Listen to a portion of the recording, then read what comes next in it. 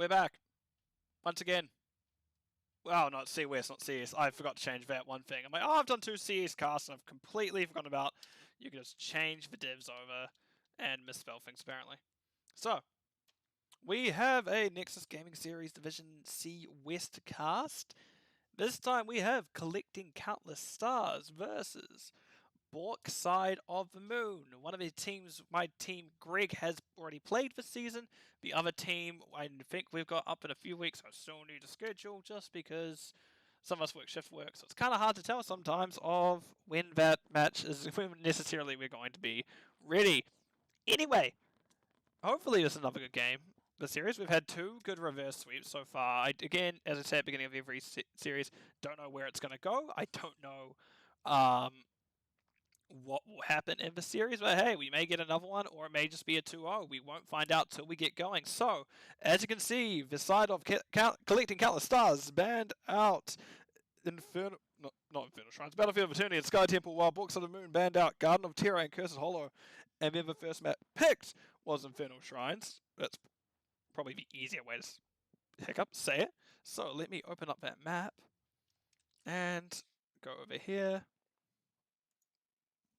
In game. We're just waiting for it to load a little bit. Because it does take its time sometimes. And there it is. So, let's jump on over into the game.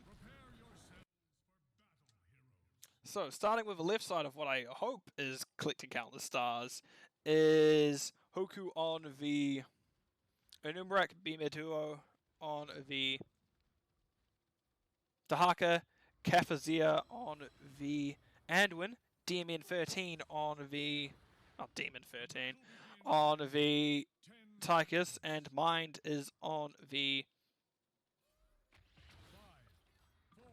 Gul'dan. And on the right hand side we see Yatre on the Hogger. Matlock is on the...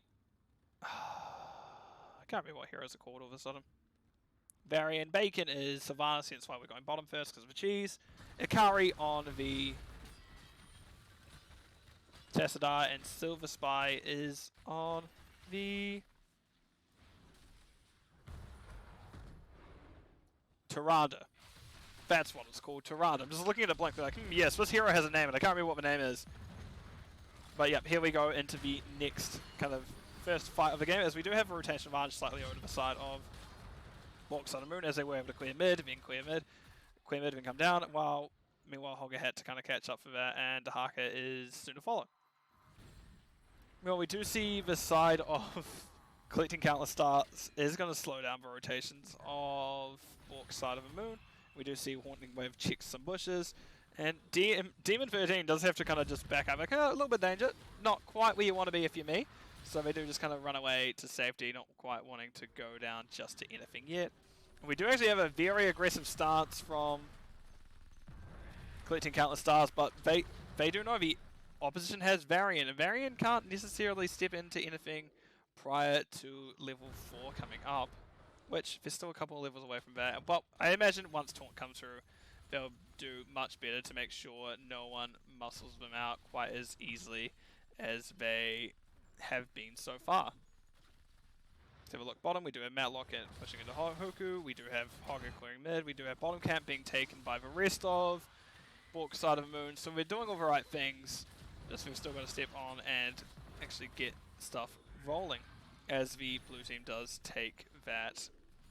Actually, I was going to say, the side of Collecting Countless Stars actually invades and takes it over. Because again, without that tank, it becomes much more difficult. We do now have Ikari and Ko just doing damage, and level 4 is our first beside Collecting Countless Stars. But now we hear that taunt coming out, and when in an organ position, and that is a taunt follow-up. That's just training wheels, baby, as that is a taunt into stun into kill. And that is a good turnaround. That's actually good first blood by the side of Bork Side of the Moon. Up until then, there hadn't been a single kill, but no, that was the first one. As now we see a stun, we see a root, we see a stun, we see a wall. Actually, that wall also makes it such a difficult follow-up for them. As that will be, whoever gets caught by the taunt will actually be in a lot of danger. But give me a moment. Because I just need to reply to someone. As I'm going to just note that both these camps are being taken. I'm going to put it directly on here because otherwise I think it's going to happen before I forget. Because we are seeing camps being taken. Looking at what quests we have on the field. Only quest we have on field for Bork Side of the Moon is that Tyrande stun. Because as that gets up, there's going to be a quicker burst, so on and so forth. Otherwise, we have Gul'dan with Q build, not something you see very often. Its agility to Haka, piercing light Anduin, and the auto attack speed, Master Assassin Tychus. We do see a nice double stun coming out from Tyrande, doing a decent amount of damage. Hoku is trying to stay on top of him. Yate and Matlock getting relatively low. In particular, let's close this so I can move the camera up, because apparently this is where all the action is happening. As we do see now, Matlock is going to get taunt out once again. We didn't quite see that stun up as early as maybe it would liked, but they did take it. And Hogger has found the infinite up, not quite infinite spin, as they do kind of get launched out of the objective, as it is objective in favour of Bork Side of the Moon. Yatre doing their best to kind of get out and do what they can to clear, and that will be 33 now for the side, 35 now for the side of it, 36. Bork Side of the Moon just progressively stepping up there, as that is now actually a Nubrak going down first, Demon going down next, and that is going to need to be a back pedal from the side of collecting countless stars, as the first objective of the Mortar Punisher will go over to Bork Side of the Moon, and they have Sylvanas. They have something to turn off these towers, but that's going to be a problem in just a few moments.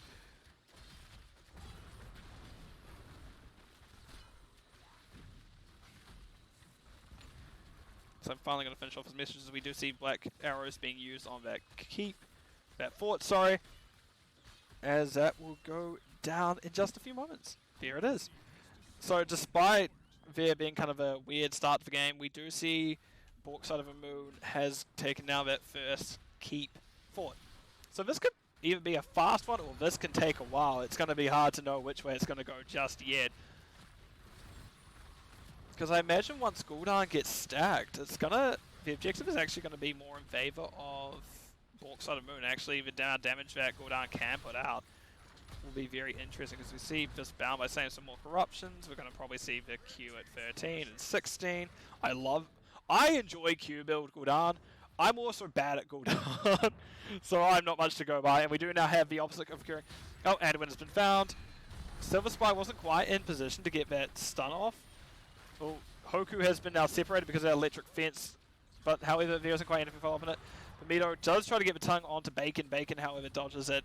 They aren't going to quite go down that easily this time. And there will be a...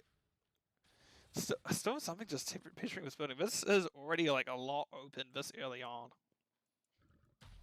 Unfortunately, next objective is top. So they will have at least that forward up for a while. And we do now have heroic talents coming through the side of Bork Side of the Moon. You see Hoku is just escaping as they did come down onto it. Pool being used. Matlock was looking for that taunt but wasn't able to find it. Speaking of taunt, let's have a look at the other heroics. We have Hogger going the Slam, Seismic Slam, Shockwave, Starfall from Tyrande, Black Hole from the Tassadar, and Bacon went Sylvanas. Nice work, me. Bacon did indeed go that. Actually, she hasn't made up her mind. As we do now have a push in. Yep, mind control. Oh, if Nubrak gets mind control here, this is actually deadly for him. And actually, yep, there it is. We have such a good combo there between the taunt, the stun, the mind control, and the electric fence. That's very hard for anyone to get out. However, Varian is actually next to go down, because that was an excellent horrify from Gul'dan, because then Tyrande was next to follow. And that now what was a bad fight for them. Sure, they lost a fort. They managed to get 2 kills and actually managed now to catch up. Other things to note, we do have Cocoon from Nubrak. We do have Commandeer Odin from Tigers, which is very good for the objective. We have the Isolation Dahaka, as well as Light Bomb Anduin. So, be interesting to see where we go from here. We now have actually the blue team looking to invade, as they know they do have now the number advantage. However, this Hogger on this camp makes it a bit hard. However, their trait did disappear, and now that is camp going over to the side of collecting countless stars. I feel like the teams are collecting more of the enemy camps, the opposition camps, as they are their own camps at this point. They're just like, yeah, let's go! And they're just doing it right. Next shrine is active. This time we're going to have, I don't know by looking over there, I think it's Mortar. Frozen Shrine, never mind. This doesn't mean anything. and you won't see the color of a crystal until the shrine is active. Meanwhile, oh yeah, we're already on like defending keep duty. This is such a problem for collecting countless stars. By no means is it a death sentence, but man, it means they have to be on top of it with these fights, and they have to be on top of it with the macro. Fortunately, having a global such as the Haka is very good for this, because it means he can be clearing there one moment and then going up the next. Because I imagine we're going to see 13s being tried to squeeze out. Silver Spy has been found with that route. We do see an excellent pull by Anduin, and then Hoku had that EQ'd, so they're able to get out even further. Tongue doesn't quite find its target, but that's alright. We are still early on in the fight, and Bimuto will have it back down soon enough. They just need to auto-attack a few minions, and it'll be back in just no time. Matlock doesn't quite find anyone with that Q. We don't actually see Cuba. We are that classic taunt build. We do see Tongue coming out. We see actually a lot of damage coming out onto the Varian, and Varian will be next to go down. Now Tyrande is in an awkward position, and Silver Spy is now caught between a rock and a hard place, and will be Silver Spy taking a lot of damage, but will be actually no, it's Nubrak needs to go down, then Silver Spy, then we see the shockwave from Hogger as they're trying to get Bimuto down. His mind is actually getting relatively low as well. 13s are now through for both sides. As we do see that objective, oh, Tongue just hits a minion, takes it out. And objective is in favor of collecting countless stars. But again, this is a Frozen Punisher.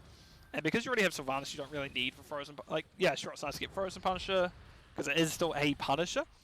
But you don't really need it too much for its ability if you're one team, but you definitely need it for the other, because it will help very much even things out, as they still have, collecting countless stars still has this heavy macro pressure on them that they need to kind of help deal with. Right, so let's see how the side of collecting countless stars utilizes Punisher. As it jumps on to Matlock. Matlock gets a decent amount of punch into his head. And that will be this gate going down quickly. And we have I actually seen that there's the Frost Novas going off? As that will be a good freeze onto that. Hoku getting relatively deep. Does barely clip the variant of the Light Bomb. We see Taunt coming out. We see a lot of damage coming out. Once again, Tyrande is put into the Cocoon. However, Akari is actually... Tassadar is one of the better ones to get rid of Cocoon, I imagine, just because of VW, just because of his auto attack as well. It clears things out relatively quickly. And we actually have a 5v4 coming out. Actually, no, Yashai stuck in an awkward position, does manage to get a nice little hog spin, meaning they're able to get back to safety without any kind of immediate danger stunning them. God, this Porter Harker is actually working his ass off, trying to make sure that the team has the experience they need and that their buildings aren't getting pushed too heavily into. But now we may see another fight just coming out of this camp, but no, it's already been taken by the side of Cleveland Gala Stars. And Hogger, while was in danger, that was an excellent wall to kind of split the team, and only Anduin's found by that shockwave. So that electric fence really did the job to make sure that their hero, their friend, Yatre would just hold on that bit longer. We do see now Hog spinning, we do see a taunt, we do see a stun, we do see a very low Nubrak, and we see them die. Unfortunate if you're a Nubrak, but hey, collecting countless stars, you're doing well at the moment. You gotta have something to humble you every now and again. Right, so let's see where we are going to go. What is happening? That's what's happening, cool. And then we have Akari, everything's making sense so far. Everyone's just kind of playing safely a little bit. We see everyone's not want to be that first one to make mistakes, so we do see the kind of slower pacing of things currently. But we do now have 16 through for the side of collecting countless stars. Let's have a look. We do have Epicenter Nubrak, not surprised. We do say full Q overkill build. Oh, we do have a very dead Darker, by the way. Again, we had that taunt into Tyrande stun into silence. Mind control, and that will be now another fort going over. But meanwhile, we have Tychus and co pushing through bottom as they're like, actually, they're getting our building, let's get theirs. Come on, go over Q talent. I know we know you want to. Show me what you got. Do it. Do it. Do it. We do see now that I'm gonna go elsewhere. I do see now that the Bruiser camp is being invaded. Once again, we're getting more camps taken, more of the opposition's to camps taken than your own. Hoku is the first one in. They're going actually for the backline first. Epicenter barely finds it. Light Bomb coming out. Actually goes on Tassadar this time, because yeah, again, Tassadar is the one best to melt the Cocoon's Demon 13 Orchid situation. Anduin pulls him back to be a more safe spot, let's say. His mind was actually pumping out damage. We do see that Q16. It's such a fun talent to me. But yeah, it is what it is. And that is a big, actually relatively big fight without any kills going out. Very good plays by both teams. Interesting pull there by Anduin. Okay, he is heal on pull. And once again, we have now the team doing their opposition's camp. Yatre is being kind of held out by Hoku. And yeah, it'll be camp going over to the side of collecting countless stars. So this is very much feeling like collecting countless stars are back and ahead of this map, despite them being down structures and kills. We do now see that we are in an awkward position if you're Matlock. However, mind control means that Nubrak can't do much about it, so we'll go on top of it Sylvanas instead. However, we do see Silver Spy tries to get the heal off, but Varian will go down in the end. Right, so what do we need to do here if we're Bork side of the moon? Heavily push a lane. No, you can't always just macro. This is definitely a strong objective. It is only an arcane punisher this time, so not the end of the world if they don't get it. But it can still do decent havoc and actually finally neutralize that bottom lane, which I imagine collecting countless stars have been very much looking... What did the building do to you that you want to bloody hit it with a root? But that very much now will even out the catapult pressure that's been happening bottom this whole time. Which, if you are the side... I forgot to update my title. Which, if you are the side of collecting countless stars, very important because it means you're... what's his name? Dahaka doesn't have to keep going back and forth to kind of stop that ever-present tide that was the Katas. See, mind control go out, did find Hoku, but they are able to survive as Arcane Punisher. It is going to chase Bacon up, and we are now getting that front gate being pushed into by the rest of the team, while the Punisher focuses the building in the back. Yatre is now coming in from behind. We do see a warning ping coming out. I don't know if that's because they know he's here, or whether it's because the ally team warning that he's here, but it is him pushing in. We do now see that the side of... it's a taunt, that's a nice pull coming out. Again, only a Nubrak is found by the stun, and we do see a Lightbomb coming out as they decide that this is actually not a 5v1, disengaging. That will be a lot of heroics actually used, but again, nothing really going down too much. We do now see this objective is going to be going over, or not objective, camp is going to start being taken by collecting countless stars, and Bork Side of the Moon is unable to step on it. We're starting to notice very much a theme here that one team wants to get there while the other team can't quite get there in time. Let me finally finish this title before I forget. But so well at remembering to update it this time as well. Bork Side of the Moon. Done. Title updated. Go me. Now this camp... I keep calling camps objectives recently. I don't know why. I know for a full fact they're not objectives, but in my head I'm like, objective. Yes, take it. No, it was just a siege camp being taken by the side of Bork Side of the Moon. Once again, taking the opposition's camp. Like, let me just look at these camps here. You're like, oh yeah, this side should be taken by red, this side should be taken by blue. Nope! But we do now have storm talents through the side of collecting countless stars, so let's have a look at that. We do have Inner Light by Anduin, Rewind to Nubrak, Haunt on the Gul'dan, Big Red Button Tychus, and Contagion from Dahaka. Meanwhile, I should note that Bork Side of the Moon isn't actually too far behind in terms of heroics. However, that is Varian eating a lot of damage. Protect comes out barely in time, able to hold him on a bit longer, and we do see Tyranda's actually... Silver Spy is going to go back into danger zone, thank you to that Haunt. Malok's trying their best to stop him, and actually that is Tychus going down first, then followed by Hoku. That they actually won that fight, winning that fight down 19, so we do see Paul coming out of mind, Bermuda just... Oh no, goodbye Gul'dan. Goodbye Gul'Daniel. Double root being hit by Kafazir. And we just see Anduin slowly jogging out of there as he's used both his pulls. He doesn't have that 130% move speed anymore. Bacon peppering him down. Does stop him again. Nope, they aren't quite able to get out. They just kind of need to keep running. That poison wasn't going to kill them immediately. They just need to step further back and take that gamble on they're going to live. But now we have the side of Bork side of Moon pushing into the fort, getting aggressive. And it's actually a middle. The shrine is in the middle this time, so they are opening up their win condition.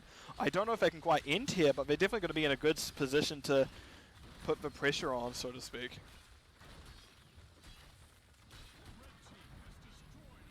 Red team has destroyed a fort.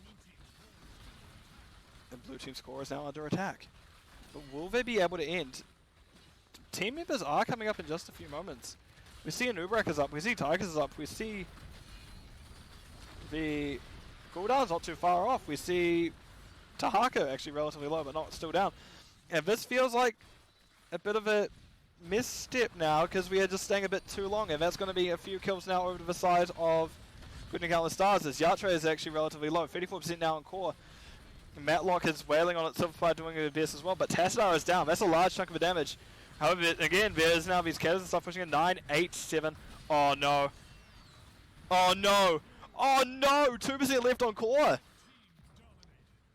Oh, Bork side of a move. This is not even the first map this time this has happened. Oh, 2%!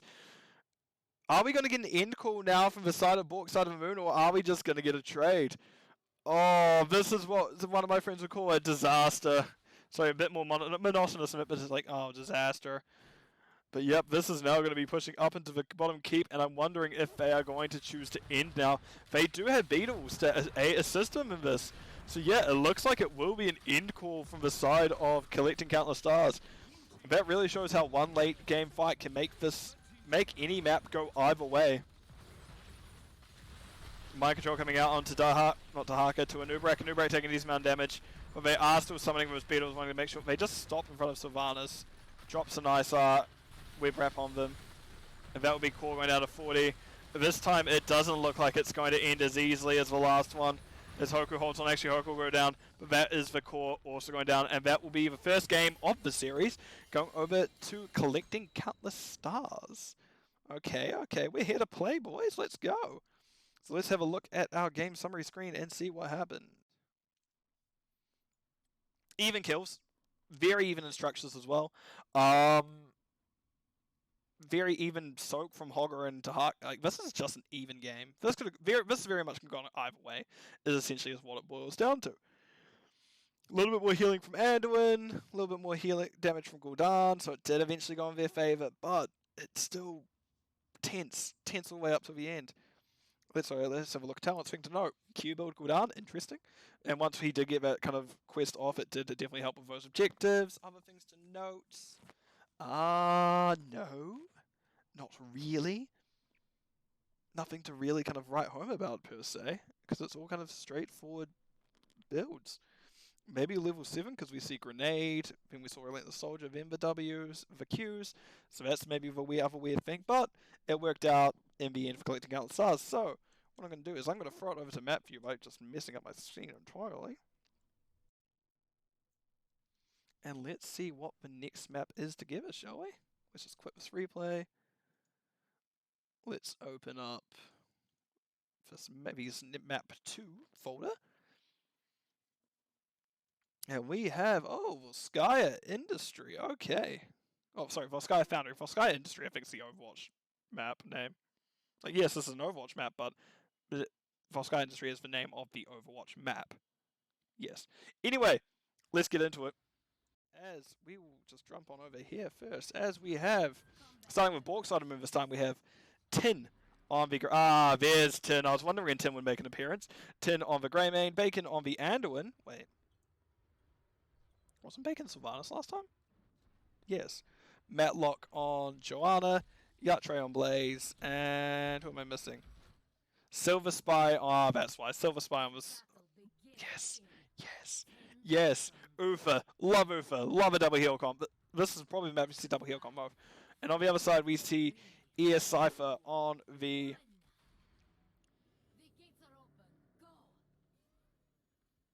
I can't remember his name. Hanzo. Caphazia on the Stukov, Hoku on the Varian, Namuto on the Samuro, who I also love. Oh, my two favorites are in here. Three of my favorites are in here, and Demon 13 is on Chromie. I love Samuro. I love playing Chromie. It was two of my favorite heroes in those roles.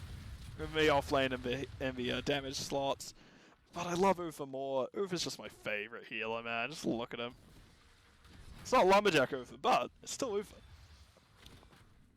So let's see where this is going to go. We see Silence coming out from Kefazir.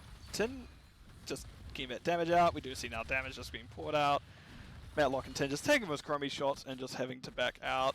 But again, this is a map very much where you clear, rotate, clear, rotate, clear, rotate, clear, rotate. Oh, look, an objective, we're going to stand there for a bit, clear, rotate, so on and so forth. I do like what one of the teams are doing before. Okay. You're actually trying to kill a Samurai. That's difficult, lemon difficult.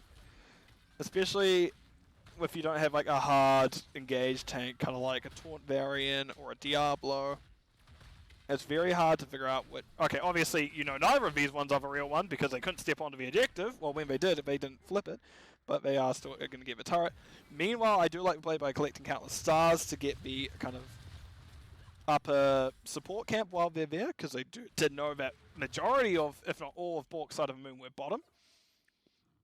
But 2 turrets is going to be a lot to deal with for this first objective phase. Be fun to see what happens, let's say. They may have thought about invading, but decide no, they weren't going to quite get there in time. Imagine we're going to see Taunt picked up. Yep, there's that shield. Sword and Border is now active. And they don't quite have the blow up that Bork side of the moon had with their comp, but they're still going to do a lot. Also, Blaze is pretty... Fun fact, Blaze is actually pretty decent. The Sam, because of his auto attacks being like an AoE cone, as well as his Qs and oils being good AoEs as well, it definitely helps slow down the Samurai. Silver Spy now doing the best just to clear this wave. They're not... What are they at level 4? Let's have a look. I haven't actually looked. We're a full Q build so far. Uther, because you don't need to be W build. W build you really don't need to be if you're a main healer. But if you're not going to go full into the sunset, single Q targets are very good. Easy Cypher does do a little flip over the wall just to get out. And to note just some stacking talents over here, we have W build Hanzo, we have Q build Chromie, and we have Q build Ufa, so Q quest there, as well as Subdue on Joanna, so we have actually quite a few stacking quests. But hey, it'll be fun to watch. Demon 13 was kind of stepping up Tin just kind of has to back out. Again, once again, we see trading going on between Bermudo and Yatre. Yes. So I'm going to keep an eye on the map. But like, yes, yes, yes. But yeah, we're just having a lot of posturing so far. Both teams getting relatively close to 7. Blaze is just here now. They do use the oil to kind of help Joe get out. Joe probably very thankful for that oil spill right about now. Let's have a look. Oh, sorry, I'm just checking what Blaze is. Okay, Blaze is that standard kind of off-lane auto-attack build. As you do see, 7s are now through first beside the Bork side of the moon. And imagine 7s are not going to be soon for them as well. I imagine we're going to see Burning Blade from the Samurai, because it just helps us wave clear. Yep, what a surprise. And now we're going to have a team fight coming out. Keep in mind, Tin very much needs to stay alive this comp. Tin is the hyper carry for the double support comp. We do see both turrets are out and actually peppering the team. Bermudo is in a little bit of danger. Tin chasing them down. Does actually hit the flask, and I will have to actually... I can't focus that just because Sam is a bit too slippery to catch, and I can't guarantee it's going to be content. But we now see Tin coming back up. We see Madlock actually getting relatively low, even with that double support. But yeah, we're running out of options here because both the team is running out of like resources. Zilspy relatively low, Yatre relatively low in mana, Madlock low in health mana, and that will be the Punisher going over to this Protector going over to the side of collecting countless stars. Let's have a look. Greymane is Wizened Duelist, Wizened Duelist, whatever you want to call it. And that will be very important coming into the later stages of the game because Greymane is just using this Punisher as a free stacking tool. Sorry, I just hit my mic. Free stacking tool, essentially. Oh, he caught hands. Meanwhile, we have the duel between Yatre and Bermudo going down here, but now we see it is starting to move more in the Samurai's favor in terms of fighting. Tin is still stacking off this objective. He's at 11 stacks now of... Oh, that's a slow auto attack. He's doing his best. He just needs to back out now. He's gone 13 stacks. He doesn't need to be more greedy, because for those who don't know how Wise Endurance works, if you die, you lose half of your stacks, which is a lot. It's a lot to lose. So even at 13 now, he'd go down to 7, 6, I'd imagine. 10 now in orc position away from the rest of his team. Does for a flask out, doesn't quite find its target. We see now the rest of the team kind of rotating around to help him deal with everything. So I imagine I'm gonna make some guesses. I'm gonna make some educated guesses. Also to note, we do already have a heroic on the ability down with Chromie. Slowing Sands, which is gonna make it much harder for Bork Moon step in. But let's take a guess. We're gonna probably see Light Bomb Anduin. We're gonna see like Tin probably go for Throat, Silver Spider D Shield, Matlock Divine. Also a shield. I don't know. Taunt variants are also already available. I don't know. Swipes. Let's just stop talking about that. As we do see Matlock being relatively low, Tin is actually trying to hold on as well. Double Sword not doing best. Actually, we do see Curse Board picked up. Then we see the Divine Shield, followed by Bunker, Light Bomb Anduin. And what else do we have? We have Joanna still making up her mind. I imagine it's going to be Blessed Shield, but it could still very much be Light Bomb. No, here it is. I was supposed to say Light Bomb. I was supposed to say Falling Sword Light Bomb combo. On the other side, we see Control Chaos. Not Control Chaos, it's 720. Flailing Swipes from Stukov. We've already talked about Variant, we've already talked about Chromie. We have Blade Storm Samurai, which does very much help in macro. And we have Dragon Arrow and Hanzo. These cowards aren't going Dragon Strike, even though it is definitely the worst one of the two up until 20. But that means you actually need to plan to get to 20. Alright, so let's see where we go from here. Top objective should be getting called soon, I'd imagine, as these teams are both doing camps. There's this one Valiant minion just sitting here, but will go down soon enough. Samurai doing a split push thing. It's Samurai, I don't know what you expect. He does split push things. It is his job. That is his purpose sometimes.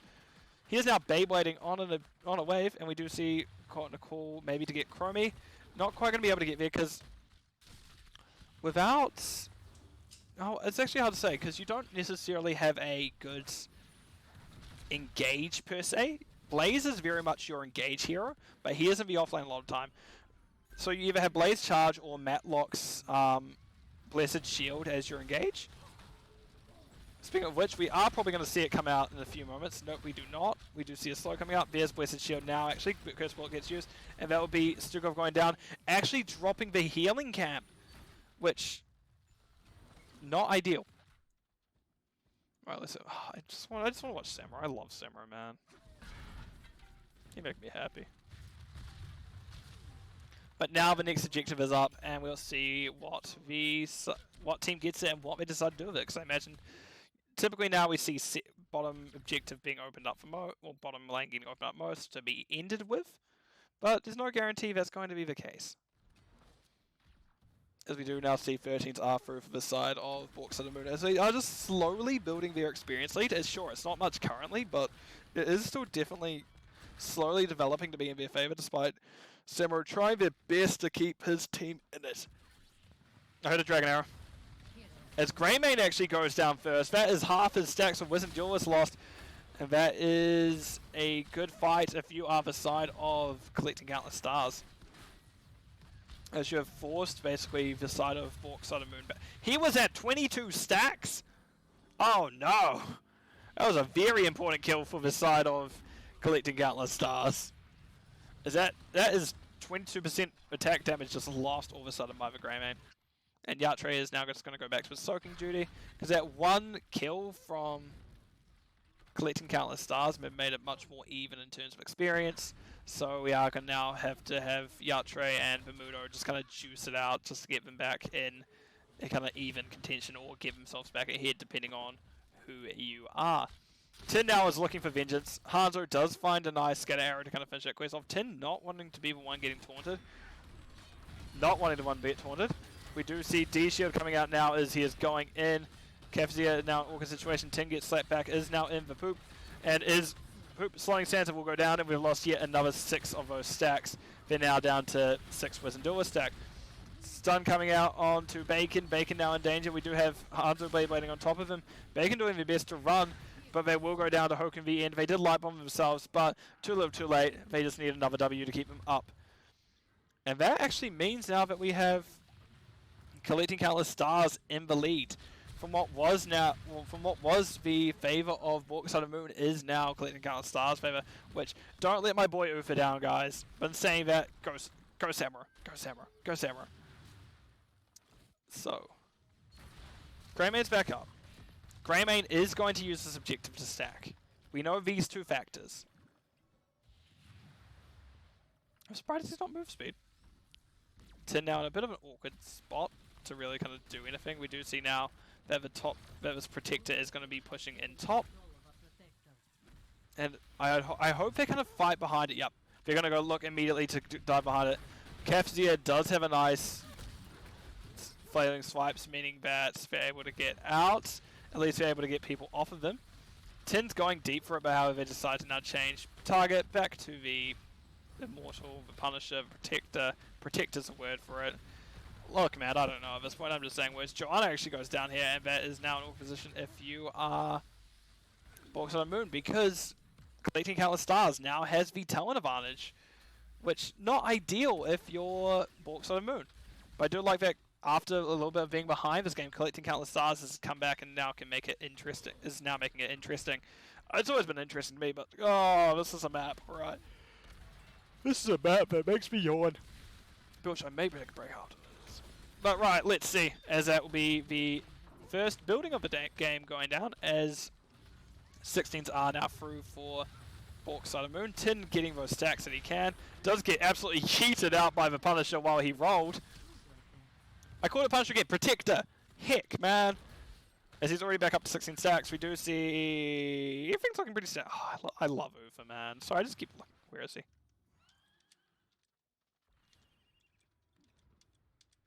Let me zoom in. Look at him. Anyway. Oh no, we don't have a fight coming up. Let's just zoom back in. Greymane move. Look at Ufa. Look at him. Wonderful. Anyway, zooming back out. We do have Tin stacking off Samurai just a little bit, which honestly not a terrible idea, but is kind of rolling up to the friendly team. Paul coming out, we do hear Curse Him Poku. We see Silver Spider's first one go down. However, Ufa being lost versus an end world, Tin gets a nice double stun out as they were kind of stuck in the slow sands, but we're just kind of doing their best to get everything on it. And now Tin is stepping into Hoku, not the best idea, into a taunt variant, but that will be still be a taunt variant going down. It will be a nice double stun by Yatra in the backline, and that'll be the first one going down. Also, hi Ektar, hope you're doing well today. Just saw you pop up with a Kiwi in there, which is perfectly reasonable. And we do now have 17 to 17, so once again, one team gets a couple of kills, from this time 3 kills to 1, and it makes things even. Next objective may be called soon, not quite sure on the timings there, but we do have quite an interesting double support comp up into a pretty standard, normal double damage comp. I am doing well as well, just a bit tired. I've done maybe 2 series so far. My Division C extravaganza that I am apparently doing today inadvertently, which I've decided just to run with, but we do see it now that Bunker is dropped, and that will be the bottom keep fort. I can never remember which way around there. Bottom building going down to the side of Bork Side of the Moon, making things even in terms of buildings, and actually putting them ahead in experience once again. Right. We do have Samurai. Just Beyblade. I love Samurai, man. I'm just so happy he's here. I'm just so happy he's playing a game. We do now have the siege camp being taken by the side of Bork Side of the Moon. The collecting countless stars one isn't up for another couple minutes, but it looks like they're just planning on pushing into bottom. Thing note, we do have Storm Talent. Chromie has picked up her Piercing Sands, which on these objectives will do a lot, especially with that spell power bonus from Varian. Oh, this may be an awkward position if you are... Oh, Shield actually manages to find its target. We see Varian's actually getting locked down for quite a while. Oh, that's a very dead Varian. Excellent 4-man stun by ES Cypher, but that is, however, them going down, and they will be chased by Matlock and... Tin, but Tin manages to find the kill. ES Cypher is backing out. Doesn't... Oh, actually, Ufa manages to get him with the Q. Ufa manages to find the... level 4 Q to take him down. That's good to hear, Icta. I do like good games. I do like weird games. I do like the weird ones. especially if there's no Infernal Shrines involved. Anyway, they are now going to be taking the fortification camp of the opposite side once again, as collecting counter stars are having their stuff taken by Bork side of the moon. Right, and we're going to have... I imagine someone's still going to inject soon, but we do now have Storm Talents through for the side of Bork side of the moon. We have... I actually don't know what this... I don't know what this... I talk about how much I love Uva. I have no clue what this talent is called, because I never pick it. I pick either one that gives you 50 armor or AoE D shield. I don't pick Redemption, and it's probably my biggest sin. But we see Redemption on Ufa. We do see... I don't know what it's called either. Radiating Faith Joanna. Tooth and Claw? Yep, Tooth and Claw by the Greymane. Inner Fury, Inner Light by the Anduin, and Fortified Bunker from the Blaze. I had a feeling. It wouldn't. Anyway, that's alright. I've accepted my fate as to I'll always be casting Infernal Shrines almost every series. Anyway, Bermuda now in August, a little bit in lane, but it's a Samurai. Just leave him be. It's kind of pointless trying to chase down the Samurai sometimes, as he just starts Beyblading at your wave and just leaves. Right, to briefly touch on now the Storm talents of collecting out the stars, we have Stukov. Okay, Stukov's holding his, so I imagine he'll be going Control Chaos. So what you do is use Flailing Swipes, and then you pick Control Chaos, so you get all 3 charges of the Control Chaos swipes, the big single swipes. Otherwise, we do see Glory to the Alliance. Or is it? Yeah, Glory to the Alliance on the Varian. I need to zoom out because of how everyone's positioned. As I said, Chromium and Piercing Sands. We have Windwalker, Windstrider from Samurai. I'm just forgetting names. And Player of the Game from Hanzo. I realize more and more when I cast, I don't look at the name of talents. I just know what they look like. Oh yeah, that one. It's in that position. And then just like pick it. Do we have a nice... Oh, Light Bomb hitting... So Light Bomb coming out, excellent combo, but we do now then see Arrow coming out, and we do see Greymane finishes out his quest. There's a little bit of danger. We do see Tin trying his best to survive. Does take out the 2 in the backline, gets out with barely 60 health. Yeah, we see that Fortified Bunker in the middle of the Slowing Sands, and that will be Hoku going down. Objective going over to the side of Bork side of the moon, and I imagine we're going to have him march at bottom and end. And as I said, this is why you want to get bottom keep open. Because once that's open, you can push in with this protector, and there's not much people can do to stop you. Keep in mind that now, Ufa is the one in the building while Blaze is pushing. I imagine we'd have seen Blaze with the actual protector, but maybe not. And Greymane probably does enough to not even bother about getting in it. As we see, it's just being torn apart. And we still only have 2 members up for the side of collecting count stars. The next one, Stukov, is only coming up in a few moments, and he hasn't actually picked his Storm Talon yet. So Ufa is just solo hitting this as, oh, excellent Curse Bullet, and that will actually be Hanzo going down. Demon 13 is now also relatively low. That's a long, it's a long ice block, my dude. It's a 5-second, it's a 5-second invul. Oh, Tin is dead. So now we're probably going to see Yatra get in the Protector. Nope, we're just going to have it cleared. And that will be the game going over the side of Bork side of the moon. It feels like every single map I find, every single game I cast is Infernal Shrines for Ektar. You don't see as I'm just unlucky. But yeah, that was Volskaya Foundry going over to the side of Bork side of the moon. So let's have a quick look at our game summary screen as we do this. Oh gosh, my thing is broken again, of course it is. Let's just do this. As I need to restart my casting overlay apparently, because it's going to be like that today. That may just be in between games or after this one. So, having a look at talents to start. We do see anything that stand out to me in particular. Hello, Lime, I see. Yeah, that was a rough one to watch, Silver, I'm going to be honest. That was it happens sometimes. Anyway, Talents, everything makes sense. Stukov never actually picked his Storm talent, so hard to tell what he was going to go there. I will always hypothesize that if he's holding it, it likely means Controlled Chaos is going to be the pick at 20, but a bit hard to tell. Other than that, I did like the double sport comp. I did say at the beginning I am a little bit biased towards Ufa. If I see Ufa, I'm like, yes, yes, yes. In saying that, I also am a bit biased towards Samurai as well, as they're sort of kind of my main characters at the moment. Anything else that stands out in terms of talent, however, no, it doesn't. Everything kind of makes sense. We haven't seen that Silence Root in a while, reactive... I can't remember what it's called. Virulent Reaction. We haven't seen in a while. A lot of people have been favoring the reset as of late, but hey, it did actually work out. Managed to get rid of 15 stacks of Greymanes, Wise and Duelist at the end, and that's the other major thing that stands out, Wise and Duelist. But there was a double sport comp, and that's probably kind of one of the main times you do want to run it / can run it. Let's have a quick look at talents at the end. Chromie actually did a lot of damage, even with a hypercarry. Greyman wasn't quite there, but in the end, that double sport was just a bit too much for the side of Collecting Countless Stars to push through, as Bork Side of Moon did take map number 2. So let's have a look at where we are going next. As I enter this, click exit on this replay, and open up my folder that says map 3 ? Because apparently that's how I sort things these days.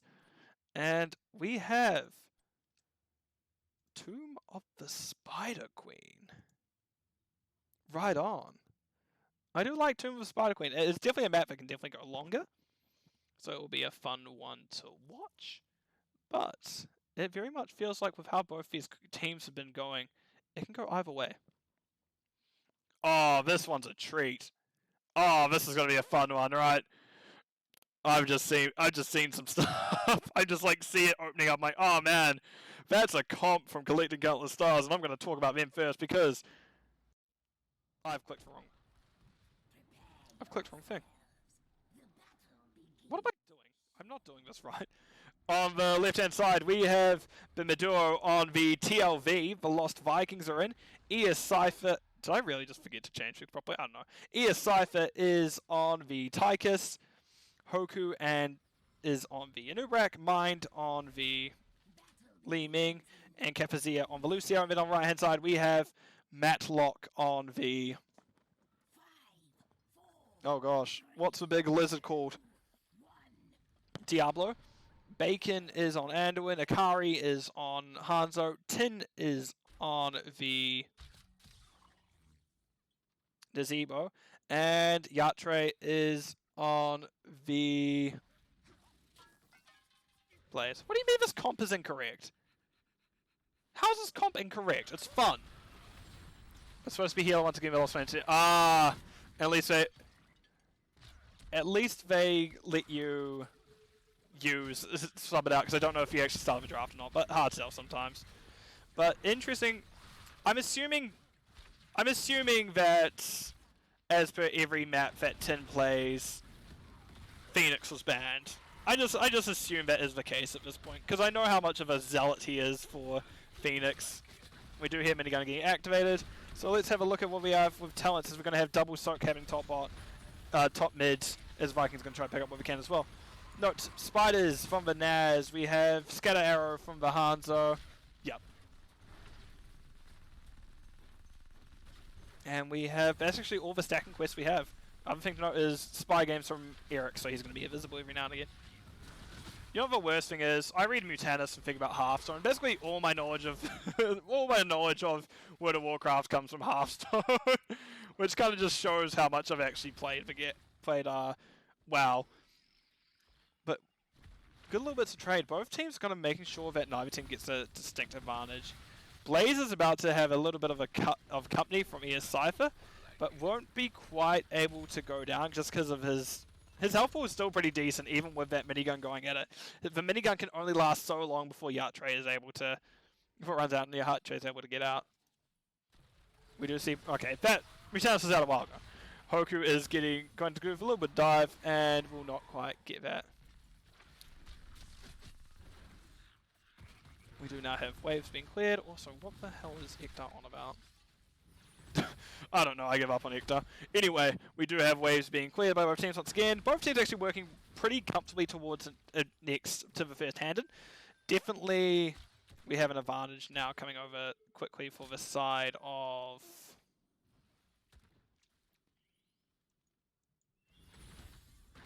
Bork side of... I just had a mental blank. I looked at Bork side of Moon. I looked at the team, looked over at my stream, went, ah, that's right, that's what they're called. But no, it's still relatively even-handed. Really, like, 2 at it. And we do see Naz is considering doing it. But no, we'll step up back towards B-mid and get most stacks Naz so desires. Nice stun by Matlock, however, Hoku is able to get out thanks to that Q, meaning that their Q talent, meaning they're able to back out. The green heroes? I guess they did play Samurai last one. We do actually have now Lucio and ES Cypher taking this bottom camp.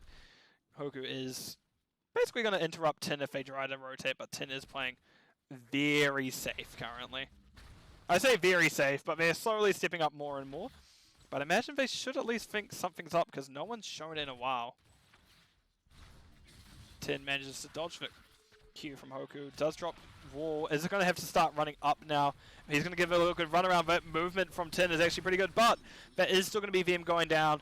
No teleport because they're not Phoenix, well, phase warp, whatever it's called, but they will go down unfortunately. However, we do see that Bork side of the Moon does have hand in, while the side of collecting countless stars is still about 10 off. So definitely advantage now over the side of Bork side of the Moon, as collecting countless stars is going to have to start watching it. However, Vikings, well, they can be very good at watching the objective as you have so many bodies just covering so much space. Nope. Matlock was told, no, you're not allowed to touch any of these Sea Giants. They are Sea Giants, and Matlock's like, come on, man. But no, he felt the wave of music and is being forced back out. Does try to get on top of Hoku. Doesn't quite get a flip. Is just awkwardly scratching at them. Level 7's through first for the side of collecting countless stars. Level 7's just through now for the side of Bork side of the Moon.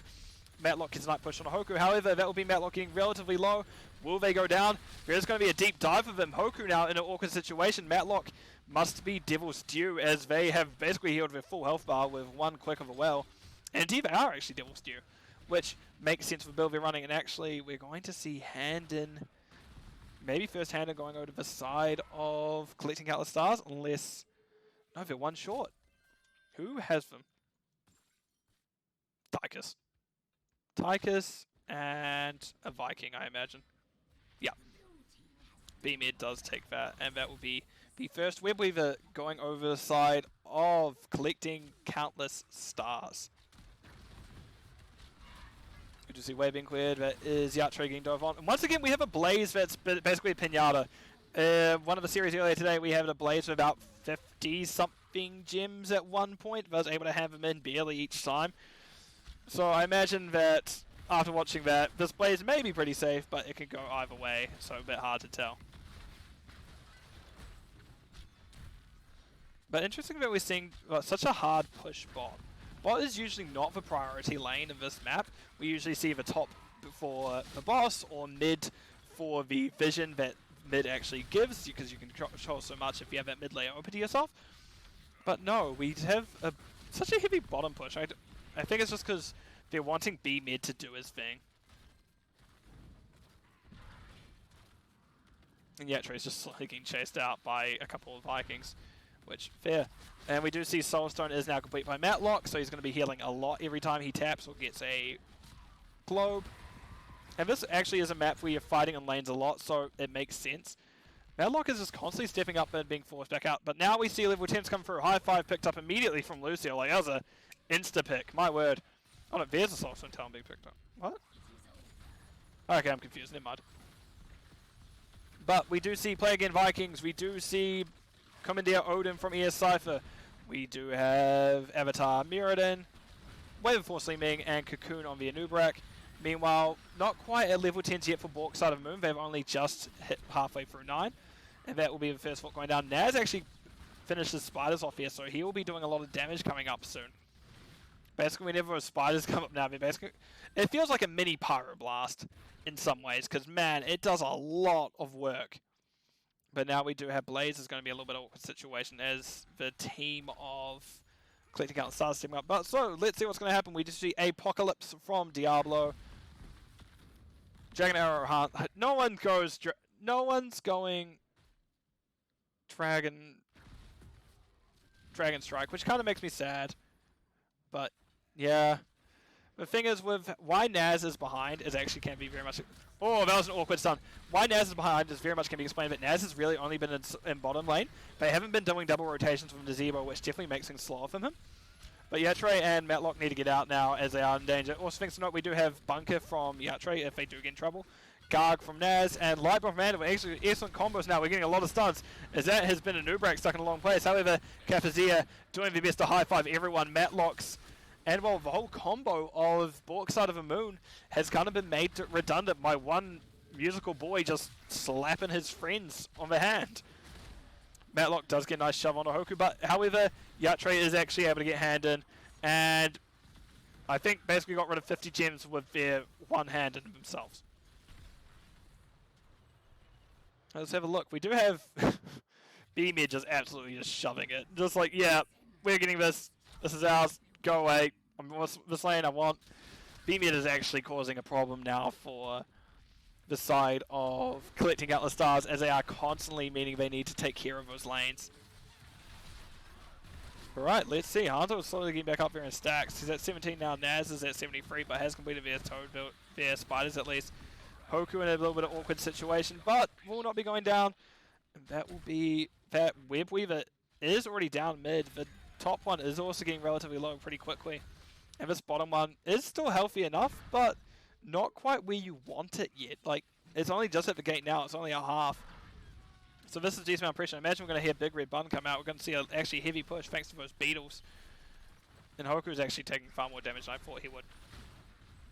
Webweaver's still pushing in, and we see Garg coming out. We're going to get a heavy push into this keep now.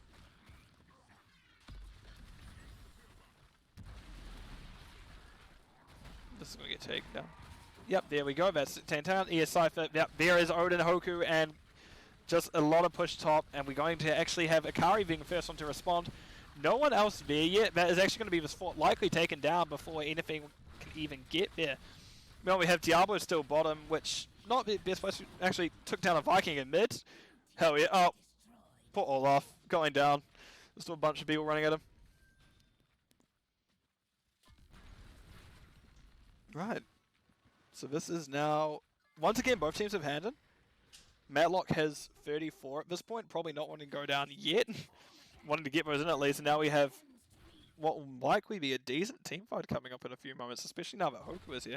Tin has been found by a teleporting mind, but is now in danger. We do see Pool coming out on Tin, however, that'll be them going down, taken out by a spinning Viking as well as a grenade. However, we do now have Matlock in awkward position, but they're getting backed off of. They had 34 gems just free for the taking, but no, they decided to let Matlock live. And now we're going to get blue Web Weavers in return. Yeah, that could very much work, Iktar, but it's a bit hard. It's a bit hard to say, especially because in hindsight being a hell of a thing, but you never know, because depending on the Viking, they're almost impossible to stop sometimes. But now we're going to see what looks like to be a push top primarily. Nope, changing their mind. They're wanting to open up mid by the looks of it. They're just kind of rotating, staying free. And actually, Hanzo has finished the stacks now. But as said, Naz is still only at 91.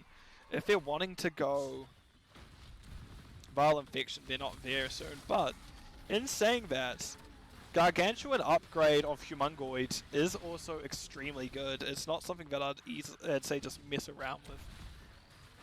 And we do see that this Web Weaver is going down relatively quickly and will go down just in about now.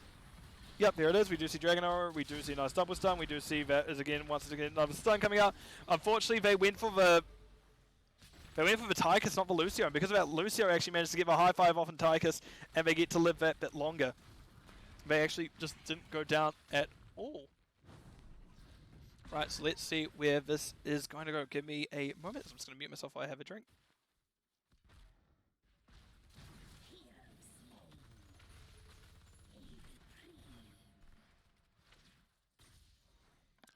Right, and I am back. Sorry about that. Just a Viking happened to go down while I was having that quick drink. We do see Matlock gets a nice push onto Cafazir, but straight into the wall of where Cafazir just decides to push out.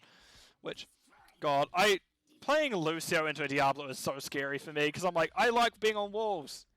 He likes me being near walls. Bugger. For lack of a better term.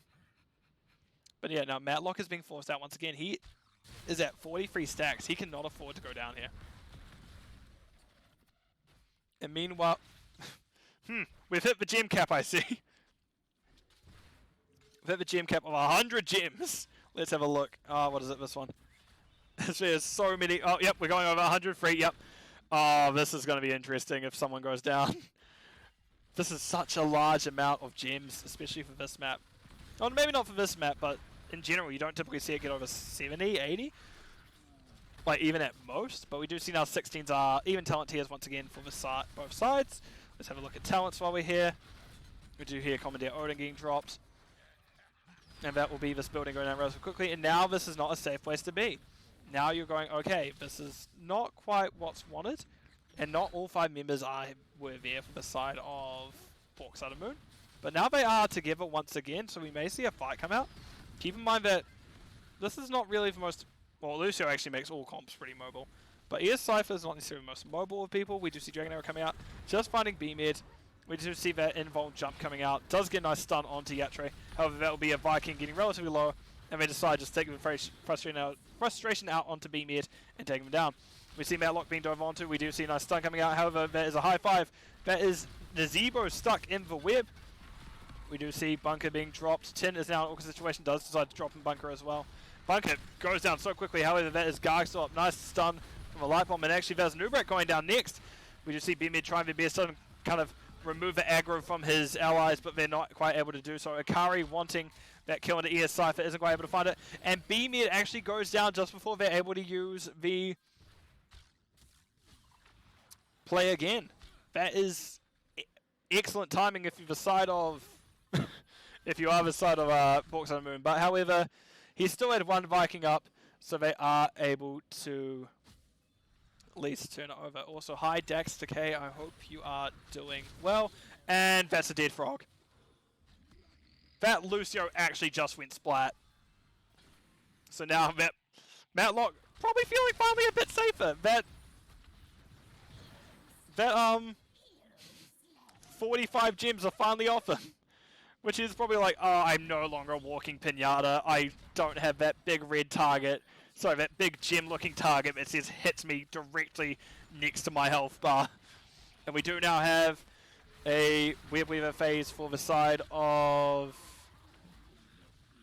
Bork Side of the Moon. And actually, I'm very happy to see you here, Dax, because we were talking about you the other day, funnily enough, and you just kind of disappeared. So happy to see that you're still alive and well, hopefully, but at least definitely alive.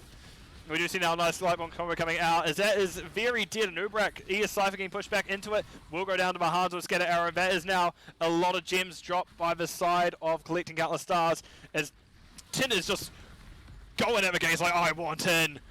As he's just trying his best, just rubbing his body against the wall, going, let me in, let me in, let me in. And we do now see that is we believe is actually very healthy, still pushing up into this. Anubrak and Tychus is still down. We see Li Ming is going to quickly reset full mana. And we do see this fort is getting relatively low and will go down. Keep, I should say. And this top one is also soon to follow. And we're likely just to see... Oh, Tin is considering doing something a bit more courageous than the rest of his team. But decided if the rest of the team isn't, I guess I shouldn't as well. And just kind of rolls out safely. Just to once again get these kind of stacks going. Bacon barely dodging it all by mind. And this is now... Yatre now has 44 gems. We're constantly having like high gem targets today, as both teams are just like not wanting the other team to pick it up at all. And we do actually have Storm Talents coming in. Oh my gosh, we have actually Bad Medicine picked up. This was a very late addition to Nazebo's kit, but is an unstop for the cost of... Yeah, unstop and 20% move speed, plus 50 armor for the cost of 5 stacks of Voodoo Ritual, which you're typically getting 1 per wave in this map, so... It should be very much a net neutral for Tin for most instances, but it's just an extra button that lets him survive that bit longer. Otherwise, we do see Inner Light from... Inner Fire from Anduin. I've been calling that wrong all night. We do see Bunker from Blaze, Bullseye Hanzo, as well as Hellgate Diablo. And on the other side, we have Mixing Fire from the Lucio. We have Eric getting charged straight into a wall. Yatre is just needing to hand in. B-Med is trying to stall it.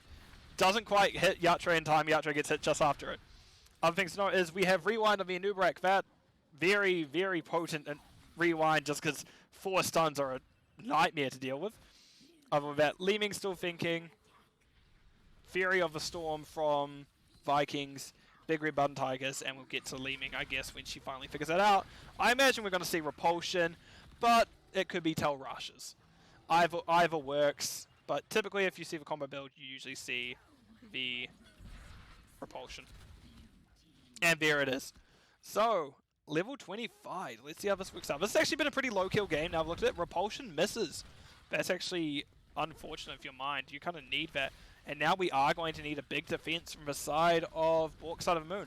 As we do have High Five coming out onto Hoku. Dragon Arrow managed to find Lucio. Lucio is now stuck into the wall. That is a very stunned Lucio, and that will be the Frog going down first. Ballock was stuck in the well. Well, not in the well, but in the web wrap. We do see now that ES Cypher is doing the best to hold on, and that'll be ES Cypher taking a lot of damage. Gets stunned, goes down.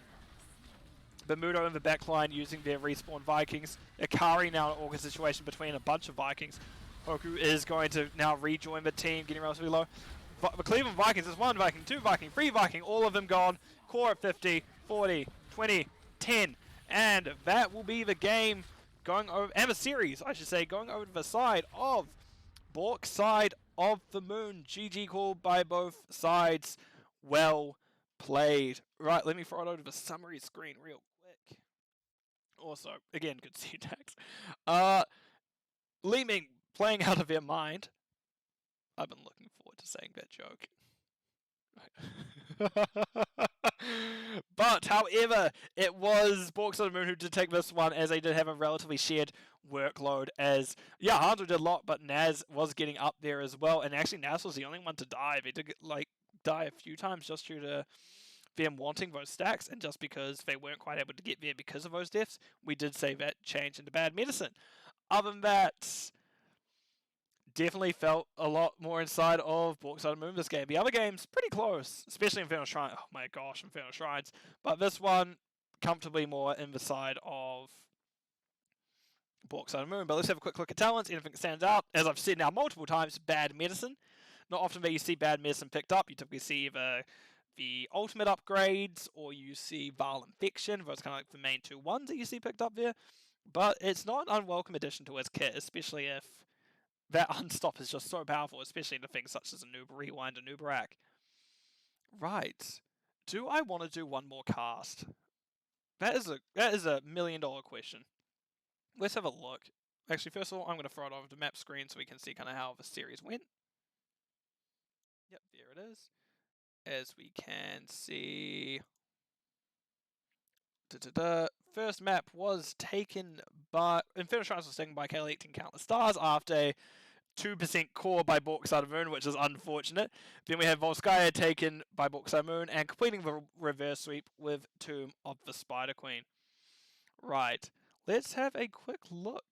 Do I want to do one more series? Do we want to finish off this kind of Div C sojourn for the day? Now, what do we want to do? Is there another Div C game like Riot that was just recently played? When it loads. Oh, sometimes this website takes a while, but I do enjoy it. Actually, I may call it there for a bit. I do need lunch. I may come back in a little bit just to cast a little bit more, but we'll see for now. But thank you everyone who did watch today. Thank you everyone who's here currently. It is very nice to see you all, especially if I haven't seen you in a while. So to everyone that's watching, I wish you good morning, good evening, good afternoon, depending where you are in the world, because time zones are weird. And I will see you all in the Nexus. Goodbye for now.